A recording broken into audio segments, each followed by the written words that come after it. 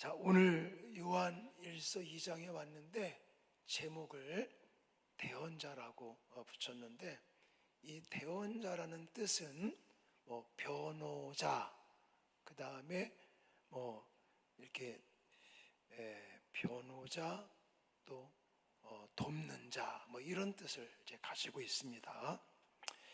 제가 어제군요. 어제 법원회를 갔는데, 지금 이제 먼저 우리 수양관 건축하면서 이제 문제가 있었던 수안종합건설, 거기와 좀 연관이 돼가지고 유림 철강이라고 철강 회사에 우리가 지금 이제 고발을 당한 이제 그런 상태입니다. 그래서 법원에 변론하러 나오라고 그래가지고 이제 갔죠.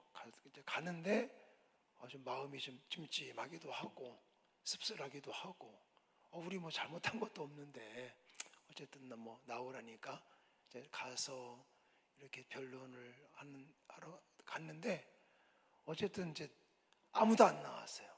그러니까 수안종합건설에도 안 나오고, 또 유림철강에서도 안 나오고, 저만 나갔더니 판사님께서 이렇게 안 나왔기 때문에 변론기를 한 달 정도 연기를 하면 그게 좋은 것 같다. 그래서 저는 이제 모르니까 그게 맞으면 그렇게 해야죠. 그랬더니 그게 맞다고. 그래서 이제 하여튼 변론기일이 연기가 되고 이러고 이제 왔는데, 사실 이런 걸 안 겪어보니까 이제 마음이 좀 잡잡하기도 하고, 또 한편으로는 참 교회 이름으로 이런 일을 해야 되니까 좀 마음도 안 좋고, 그리고 사실은 또 마음이 좀 떨리기도 하고, 가서 뭘 해야 되는지 어떻게 해야 되는지 그냥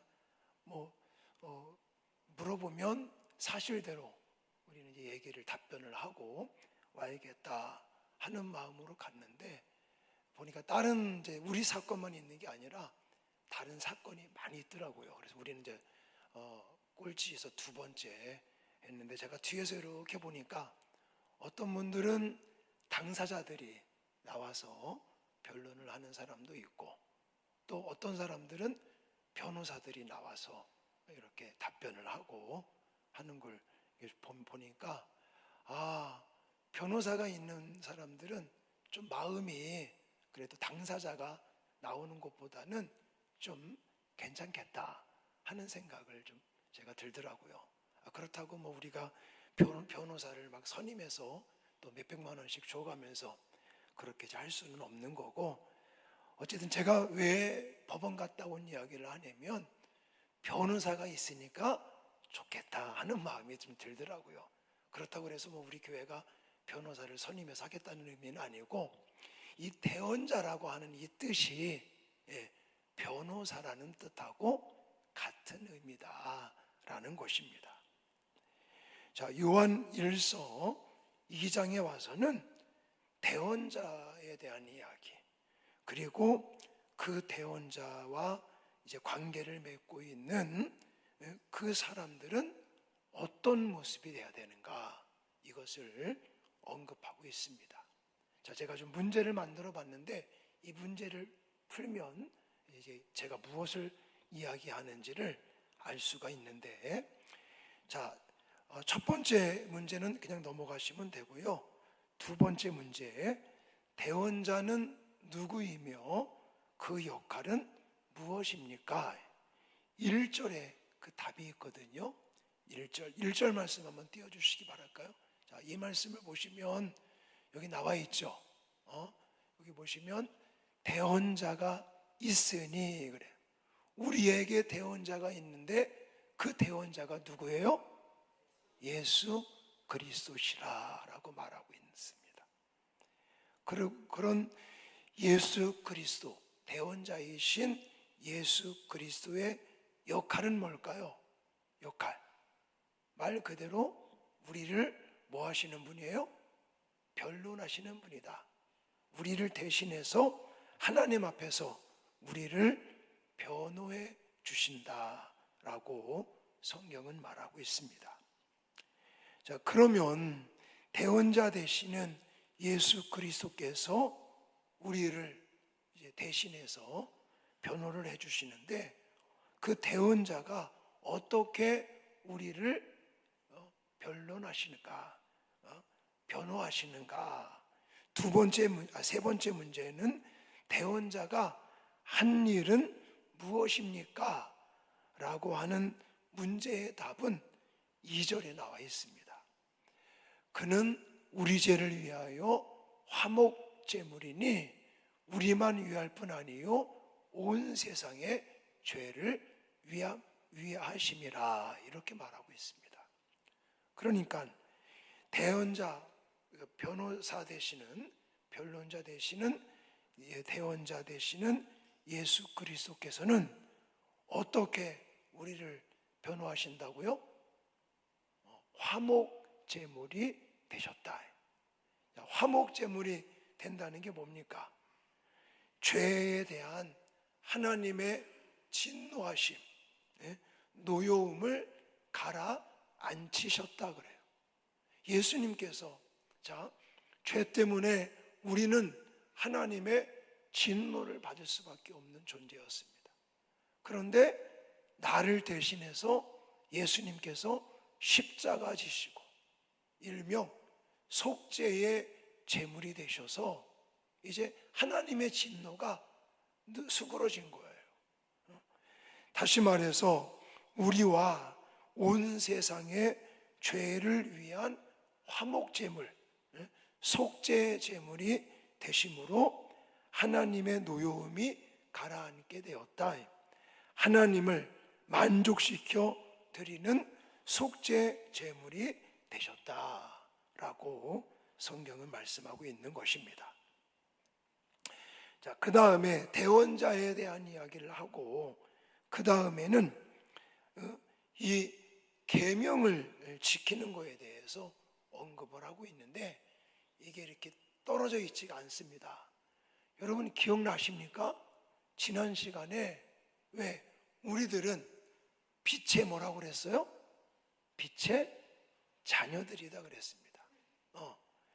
자, 빛의 자녀인 우리들이, 다시 말해서 대언자 되시는 예수 그리스도를 아는 자, 오늘 보면은 안다 라는 단어를 쓰고 있습니다. 자, 그러니까 계명을 지키는 사람들에게는 어떤 유익이 있느냐? 하나님을 참으로 알게 된다, 이렇게 언급하고 있죠. 3절 말씀을 한번 다시 띄워주시면, 3절에 우리가 그의 계명을 지키면 이로써 우리가 그를 아는 줄로 알 것이요 라고 말하고 있어요. 그러니까 내가 빛의 자녀요, 그리고 예수 그리스도를 안다고 말한다면 그것을 어떻게 알 수가 있느냐? 그냥 아는 척을 하는 거냐? 아니면 빛의 자녀인 척을 하느냐? 아니면 진짜 빛의 자녀의 역할을 하고 있는가? 그것을 어떻게 우리가 알 수 있다고요? 계명을 지키고 있느냐, 지키지 않느냐에 따라서 그게 진짜 백인지 가짜 백인지를 그냥 아는 척을 하는, 아니면 빛의 자녀인 척을 하는지, 아니면 진짜 빛의 자녀인지, 또 하나님을 진짜로 아는 건지, 아니면 아는 척을 하는 건지, 그것을 우리가 어느 정도는 평가할 수 있다라는 것입니다. 다시 말해서 계명을 지킴으로써 우리는 하나님을 온전하게 안다라고 말합니다. 자, 그런 거예요. 내가 하나님을 안다라고 말하는 거는 지식적으로 아는 거 말하는 거 아닙니다. 뭐 하나님이 전지전능하시고 무소부재하시고 뭐 영원하시고, 우리가 지식적으로 하나님의 그 속성, 하나님의 신성, 그 속성을 아는 거, 그걸 말하는 게 아닙니다. 여기서 말하는 하나님을 안다는 개념은 내가 지식적으로 아는 게 아니라 하나님의 말씀을, 계명과 율법을 일상생활 속에서 실천하면서 하나님을 몸소 체험해서 아는 것을 가리키는 것입니다. 그러니까 내가 하나님을 안다고 말하는 사람은 어떤 특징을 가지고 있다고요? 계명, 율법을 뭐하는 사람이다? 지키는 사람이다 라고 성경은 말하고 있습니다. 그렇다면 만약 내가 하나님을 안다고 말해요. 또 내가 빛의 자녀라고 말합니다. 그러면서 계명을 안 지켜요. 율법을 지키지 않습니다. 그렇다면 그 사람은 어떤 사람이라고 성경은 말할까요? 오늘 본문 4절 말씀을 띄워주시기 바랍니다. 자, 4절 말씀 보시면 그를 아노라 하고 그의 계명을 지키지 아니하는 자는 뭐하는 자라고요? 거짓말하는 자다. 그리고 진리가 그 속에 있지 아니한 사람이다 라고 말하는. 그러니까 내가 말로는 나 빛의 자녀인 것을 믿습니다 그래요. 또 내가 하나님을 알고 있습니다 라고 말은 하는데 빛의 자녀가 아닌 것처럼 또 그 안에 진리가 없는 거예요. 계명을 지키지 않는 사람은 거짓말쟁이다. 그리고 그 안에 진리가 없다라고 성경은 평가하고 있습니다.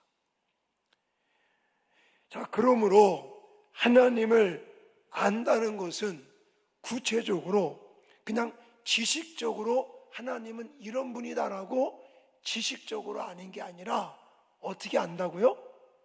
경험하는 거, 경험하는 거. 경험하기 위해서는 말로만 하면 경험이 되겠습니까? 아니죠. 일상생활 속에서 하나님에 대한 하나님께서 말씀하신 계명들을 지키고 실천하면서 몸소 경험할 수 있다는 것입니다. 여러분, 이런 말을 야고보라고 하는 성경 기자도 언급을 했습니다. 뭐라고 언급했죠? 행함이 없는 믿음은 무슨 믿음이다?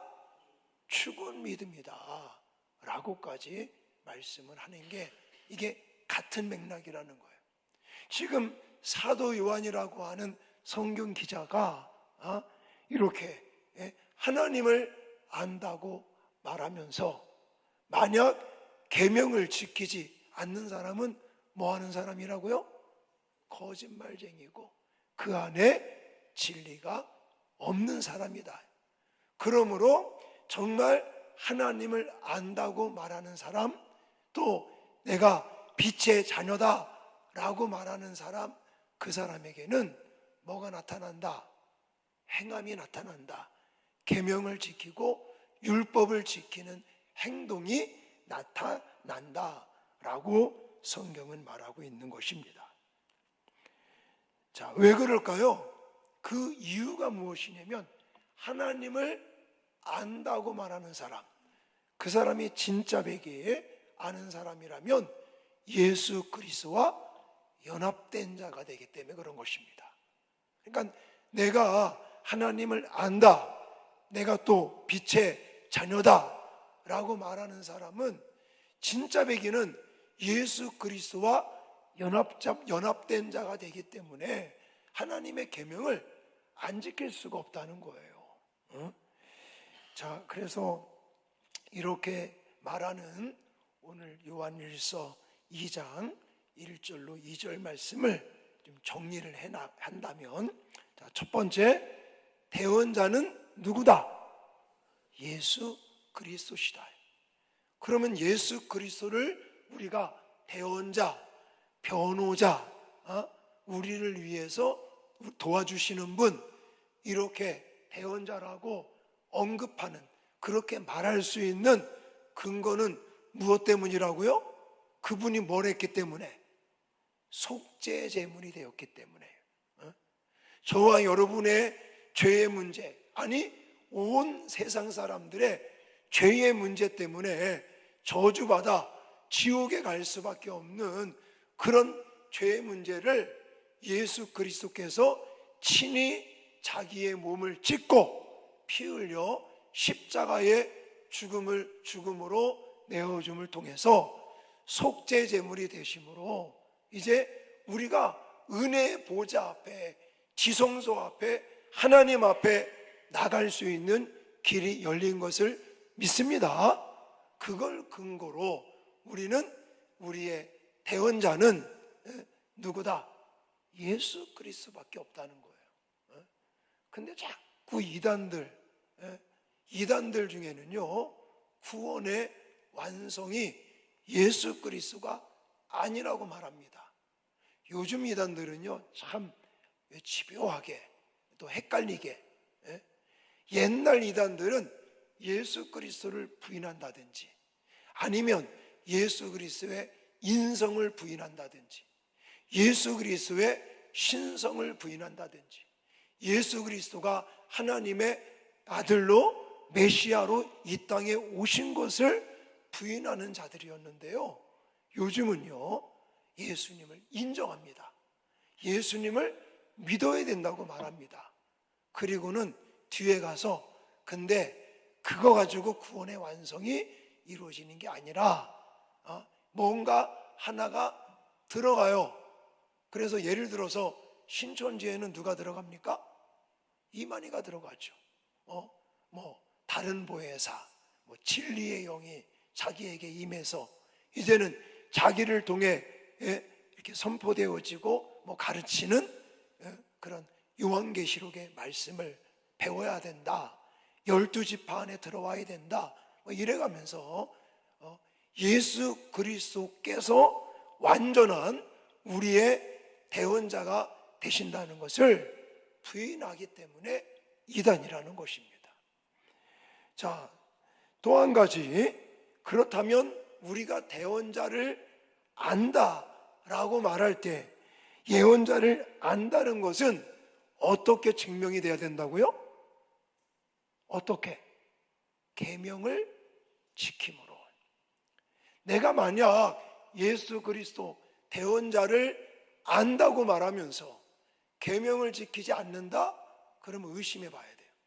내가 진짜로 아는 건지 아니면 아는 척을 하는 건지, 또 내가 정말 빛의 자녀다, 대속자 되시는 예수 그리스도의 그 십자가의 구속의 은혜로 말미암아 또 하나님께서 빛을 우리에게 비춰주심으로 내가 빛의 자녀가 되었다라는 것을 확신한다면, 그러면 나의 삶 속에서 계명을 지키는 모습들이 있나? 물론 완벽하게 지킬 수는 없습니다. 우리가 육체를 가지고 있으므로 또 때를 따라는 하나님의 계명을 지키지 못하는 그런 연약한 부분도 있는 거 맞습니다. 완벽하게 지킬 수는 없지만 내가 하나님의 계명을 지키기 위해서 몸부림치는 것이 있느냐 없느냐가 내가 진짜 하나님을 알고 있느냐 아니면 아는 척을 하는 거냐, 이것이 달라진다는 사실을 기억하시기 바랍니다. 그래서 아까도 짚어드렸지만 3절에 보니까 우리가 그의 계명을 지키면 이로써 우리가 그를 아는 줄로 알 것이요 라고 성경은 분명히 말씀하고 계십니다. 그러므로 빛의 자녀라는 정체성을 가지고 있는 우리들, 근데 만약에 계명을 준수하지 않는 모습이 있다면 이건 한 번쯤 나의 신앙을 점검해 보셔야 된다는 사실입니다.